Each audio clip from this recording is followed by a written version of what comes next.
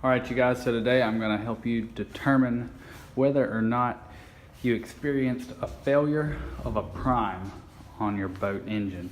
By that I mean that the raw water pump, in my case it's right here, did not pull water through the sea chest and circulate it through the engine. And I'm going to show you a telltale sign of determining whether or not it actually pulled suction.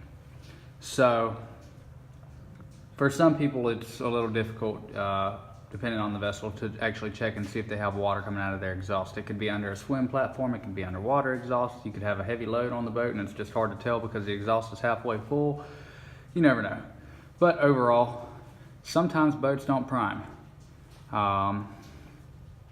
And sometimes you wonder if that's what the reason was.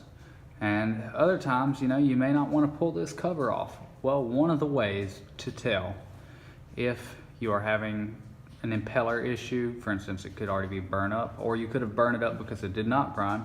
One sure way to tell is by the cover. See how this one is nice and white and shiny? This is one that had an impeller spinning dry. It happens. It happens to every boat. It's part of owning one. And sometimes you just end up having to change an impeller. Now this could have been due to a dirty sea strainer, it could have been due to cavitation, it could have just been how the boat was sitting. Sometimes it does not pull.